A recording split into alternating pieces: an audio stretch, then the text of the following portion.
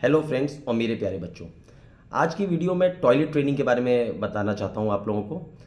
अक्सर पेरेंट्स पूछते हैं मुझसे कि बच्चे की टॉयलेट ट्रेनिंग कब स्टार्ट की जाए, क्या सही वक्त होता है, कैसे स्टार्ट की जाए, तो इसकी थोड़ी सी जानकारी देना चाहता हूँ।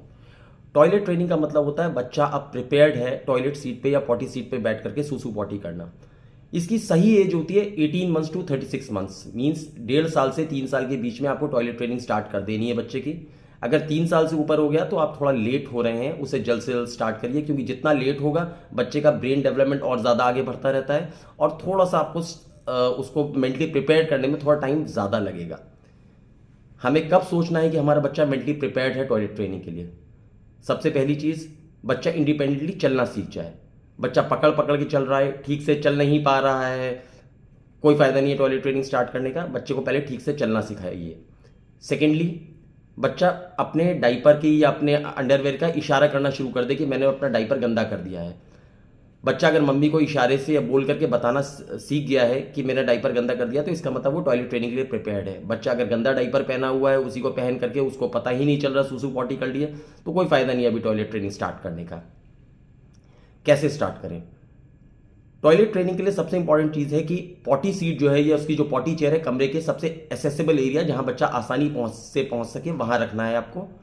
और बाथरूम में मत रखिए, क्योंकि बाथरूम में बच्चा जाएगा, गिरने का डर होता है, गीला होता है वो जगह, तो कमरे में ही कोने में साइड में रखिए जहां बच्चा आसानी से पहुंच सके। सेकेंडली, कलरफुल टॉयलेट सीट रखिए। कलरफुल चीज़ पे बच्चा यूजुअली अट्रैक्ट होता है। साफ रखिए उसे, गीली नहीं होनी चाहिए टॉयलेट सीट। टॉयलेट सीट गीली होती है, टॉयलेट पॉटी सीट गीली होती है, तो बच्चा आसानी से बैठेगा नहीं। सबसे पहले तो आपको टाइम शेड्यूल बनाना है कि दिन में 3 बार आपको टॉयलेट सीट पे बच्चे को बैठाना ही बैठाना है।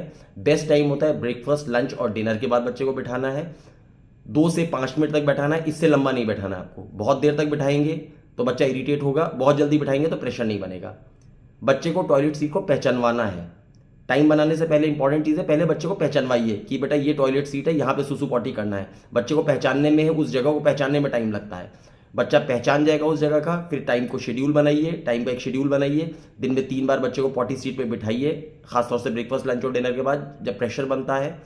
और शुरू में कुछ दिनों में क्या होगा कि बच्चा 2-4 दिन बैठेगा तो सही, लेकिन सुसु पॉटी करेगा नहीं। लेकिन अगर आपका बच्चा 3-4 मिनट, 5 मिनट पॉटी सीट पे बैठता है तो उसकी तारीफ करिए, गुड जॉब, वेल डन। बच्चे की तारीफ करेंगे तो बच्चे को अच्छा लगेगा। इसे रिवॉर्ड टेक्निक बोलते हैं कि बच्चा बैठना सीख रहा है। शुरू में उसको बैठने की आदत पड़े। ब्रेन को टॉयलेट सीट को रीड करने में टाइम लगता है। हो सकता है उसे पॉटी करने में या सुसु करने में उसको 4-5 दिन, 6 दिन लग जाए, लेकिन बच्चा बैठना शुरू कर रहा है शुरू में, वो इंपॉर्टेंट है उसके लिए। दूसरी चीज़, कई बार ऐसा भी होता है बच्चे को आप बिठाएंगे, बच्चा 4 मिनट बैठा तो सही, लेकिन उसने पॉटी नहीं की, उठा, उसके बाद उठा, उसने कमरा गंदा कर दिया, बाहर पॉटी कर दी। डांटिए मत, स्कोल्डिंग नहीं होनी चाहिए इसमें। रिवॉर्ड ज़्यादा ज़रूरी है, बच्चे की तारीफ इंपॉर्टेंट है। बच्चे को इसमें डांटेंगे तो बच्चा और डिप्रेस हो जाएगा।